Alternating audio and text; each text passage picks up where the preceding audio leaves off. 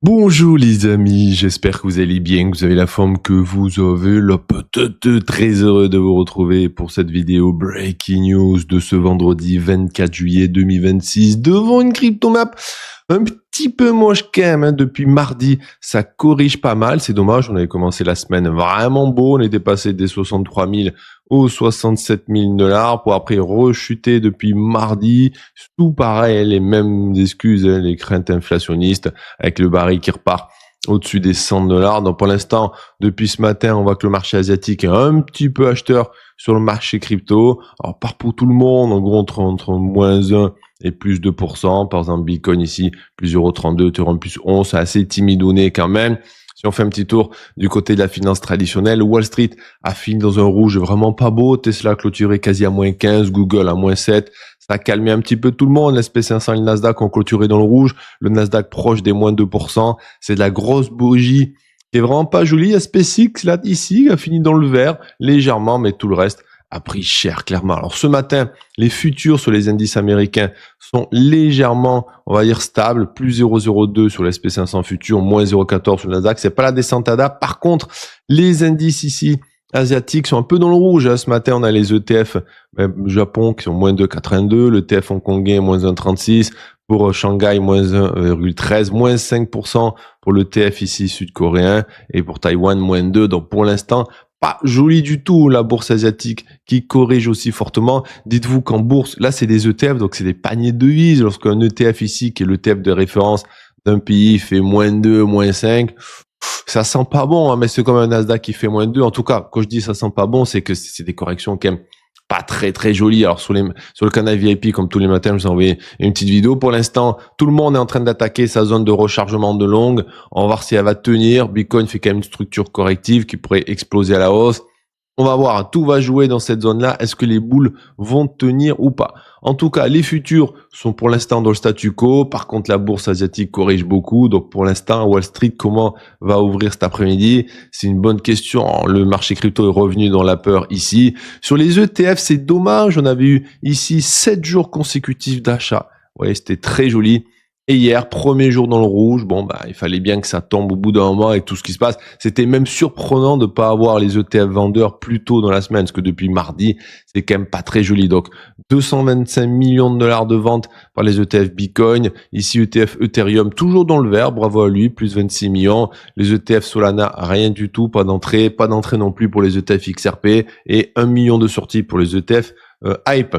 Donc la petite map mondiale, c'est vrai que c'est pas très joli. Alors petit Bitcoin qui nous refait ici une petite hausse depuis à peu près 19 heures hier. Vous voyez, alors légère, hein, vers 19 heures, on est allé chercher les 64 000 à peu près 600. Par contre, pour l'instant, rien n'est gagné. Ça peut être juste un petit rebond pour retomber. Par contre, on est quand même sur un gros canal descendant qui pourrait casser à la hausse. L'SP500, il descend. Le Brent, il a explosé. Il est rapidement passé des 75 aux 100 $. Donc, tout de suite, ça ravive les craintes inflationnistes de tous les investisseurs. Le dollar aussi explose à la hausse. C'est pas beau. Regardez le 10 américain, boum, qui explose à la hausse. Donc, clairement, les investisseurs s'attendent à des rendements plus élevés, à des taux plus hauts. C'est pas joli. Le WTI, pareil, 91 $. Le silver, il corrige. Le gold, il corrige. Pour l'instant, le tableau, il est pas très, très joli. Au niveau macroéconomie, donc hier, on a eu le statu quo concernant la Banque centrale européenne, hein, qui a décidé de ne pas lever ses taux. Ok, très bien. On a eu aussi une diminution des demandes d'allocation chômage du côté États-Unis, légère diminution, comme quoi l'emploi, finalement, il va pas mal. On peut pas dire que l'emploi aux États-Unis est mauvais. Pour l'instant, c'est très stable. On a eu cette nuit, à 1h30 du mat, l'inflation au Japon, 1,7%, 0,2% de plus que le mois précédent. Par contre, pour l'inflation sous-jacente sans l'énergie et la nourriture, on a une hausse, mais qui est ce que s'attendait un peu le consensus, l'ensemble du marché. Donc, ok, hausse de l'inflation au Japon, mais attendu. Donc, c'est pas si terrible que ça. Mais j'avoue, ce matin, si les indices asiatiques corrige un petit peu, les indices asiatiques sont là, vous voyez, c'est aussi parce que une hausse de taux du côté de l'inflation, du côté de l'inflation au Japon, ça peut sentir encore de la hausse de taux, clairement. Bon, donc à surveiller. Cet après-midi, pas de gros chiffres macro, on sera à peu près tranquille. Tous les regards sont tournés maintenant sur le conflit Hormuz. Voilà, des fois ça change, des fois c'est les conflits Hormuz, des fois c'est autre chose. Là, c'est ça qui fait la pluie le beau temps. C'est Trump en ce moment qui fait la pluie le beau temps. Au niveau, ici, calendrier prévisionnel de hausse de taux. Là, on est à 33,7% de probabilité d'avoir une hausse de taux le 29 juillet, qui est la prochaine réunion de la Banque centrale américaine. On avait 40% hier soir. Donc, vous voyez, lorsqu'on est passé de 17 à 43% en une semaine, tout de suite, ça calme un peu. Donc, hausse de taux prévue, d'après par les traders autodirecteurs en septembre, le 16 septembre 2026, et une autre en décembre, vous voyez. Bon, comme quoi, ça sent pas la rose. Faut vraiment qu'Hormuz, il se calme un petit peu, qu'il fasse descendre ce baril. On a eu hier des résultats intéressants. On a eu Nokia hier matin, on a eu Intel hier soir. Aujourd'hui, on aura rien de spécial, un peu Verizon, American Press. On verra ça demain matin, bien entendu. Donc, les bilans plutôt pas mal. On a ici Intel qui a fait un bilan plus haut que prévu, plus 4,05% sur le cours. Donc après, il y a eu un peu de tout. Nestlé dans le rouge qui prend moins 7,21%. Ça picote un peu. Total Energy dans le vert qui prend plus 1,51. Donc on voit que bon, Nokia, pour ceux qui veulent savoir, ici, un bilan un peu mauvais, se prend moins 5% dans la tête.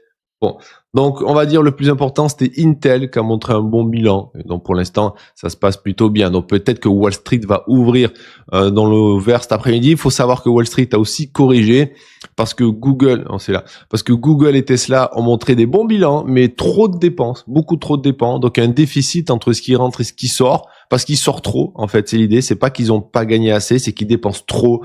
Et donc les investisseurs n'ont pas aimé ça. Donc est-ce que Intel va raviver la flamme? Alors pour l'instant, c'est pas foulichon. On verra cet après-midi si ça va aider. Alors les news ce matin, c'est le pétrole qui dépasse les $100, qui calme tout le monde, avec Bitcoin qui est tombé sous les 65 000 $ hier.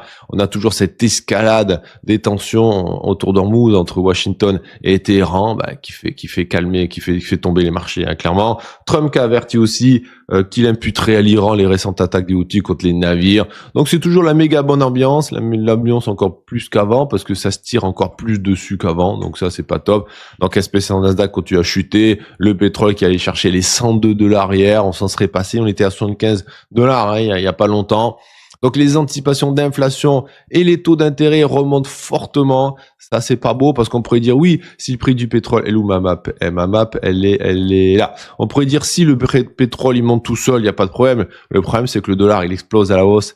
Et là tout de suite ça met des pressions sur tous les actifs à risque. On sait très bien qu'on est inversement corrélé au dollar, que le dollar explose, nous on n'explose pas souvent avec lui. Et aussi là, les rendements qui explosent à la hausse, ça calme aussi clairement tous les actifs à risque, que ce soit les cryptos, les actions. Donc c'est le problème. C'est que voyant le baril exploser à la hausse, les investisseurs, ils se disent oh mon Dieu, oh là là, vite, et bien boum, ça vend des bons du trésor, ça rachète du dollar. Et donc ça nous fait calmer nous même les valeurs refuges, même le gold il prend cher, le silver il prend cher, tout le monde il prend cher. Voilà. Donc, on aura la semaine prochaine la décision de la Banque centrale américaine concernant les taux. Est-ce que ils vont monter les taux statu quo comme la Banque centrale européenne? En tout cas, plus le prix du pétrole monte, plus la probabilité de hausse de taux pour la semaine prochaine monte. On était à 40% hier, 33,7 ce matin. Si le pétrole continue à monter, parce que les tensions montent, ça sera pas joli, la réunion. Le 29, c'est bien ça, la réunion, c'est exactement, oui, c'est ça, le 29. On verra ça, on en sera là, Donc, petit Bitcoin qui pourrait atteindre son point bas. Alors, il y a deux écoles concernant le bottom, comme ces dernières semaines. Il y a ceux qui pensent que le bottom, c'est entre septembre ou octobre. Il y en a beaucoup qui pensent ça, selon les cycles précédents.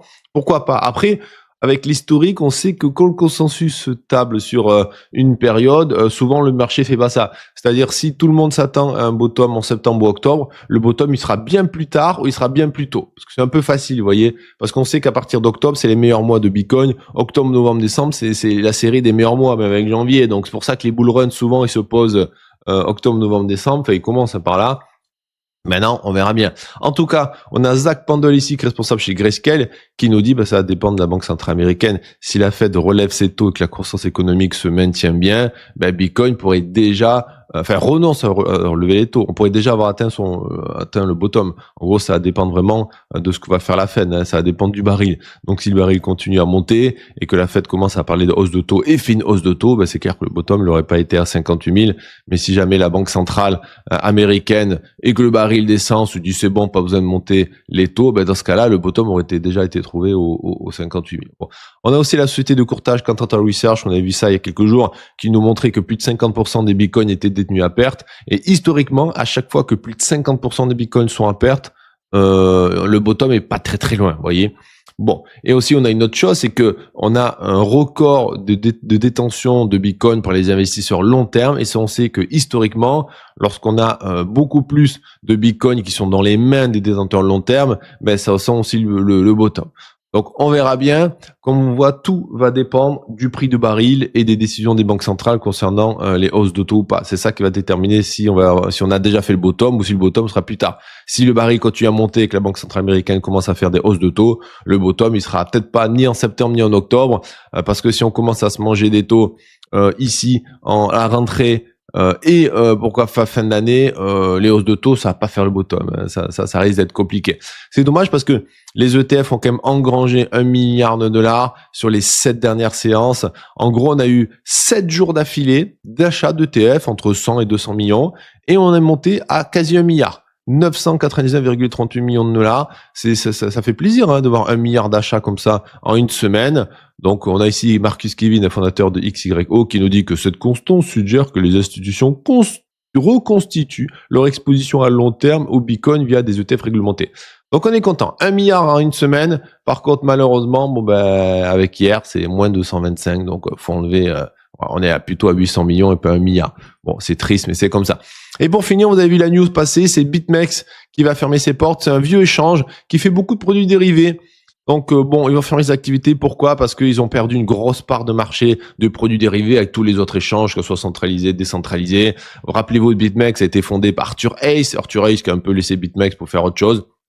Bon, et donc là, ça sentait pas bon ces derniers mois. Il y a pas mal de dirigeants de BitMEX qui sont partis, le directeur, le sous-directeur, le machin, le bidule, même l'homme de ménage, la femme de ménage sont partis de là-bas. Donc au bout d'un moment, on savait que ça sentait pas bon. Ils ont un petit peu trop axé leur échange sur les produits dérivés. Alors après, ils ont dit qu'ils vont cesser l'activité le 23 septembre. Ça laisse largement le temps aux utilisateurs de reclôturer leur position de trade, de retirer leurs fonds. Voilà. Donc ils disent, on tient à vous rassurer, vos actifs restent parfaitement en sécurité. Un échange qui ferme et qui bloque tout le pognon, ça non, il y a eu ça il y a 10 ans. Moi aussi j'avais perdu toutes mes cryptos quand l'échange où j'étais, il avait fermé. J'avais envoyé mes petits bitcoins pour pouvoir échanger contre autre chose et 2-3 jours plus tard, du temps que je réfléchisse un petit peu quoi échanger, boum, fermé, voilà. Mais c'était FBI réquisition parce que ils ont été fermés à l'époque pour suspicion de blanchiment d'argent. Voilà, c'était des criminels, tout ça. Là, quand un échange ferme de lui-même, il prévient largement avant, comme ils font tous. Hein. Alors pour ceux qui se posent la question, et BitGinx, aucun problème bien sûr. Hein, je posais la question. Eux, BitGinx, ils misent pas tout sur les produits dérivés, c'est beaucoup sur le spot. Et là, c'est moins tendu, donc aucun souci. Avec BitGinx, 60 BitMEX battait de l'aile déjà, je me rappelle, depuis l'année dernière. Hein, donc c'est pas un échange, on n'est pas surpris de voir ça.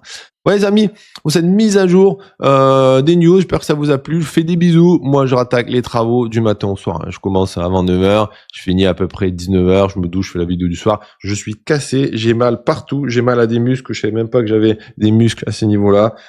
Je vous fais des bisous, bonne journée et on se retrouve ce soir pour les vidéos d'analyse. Bye bye.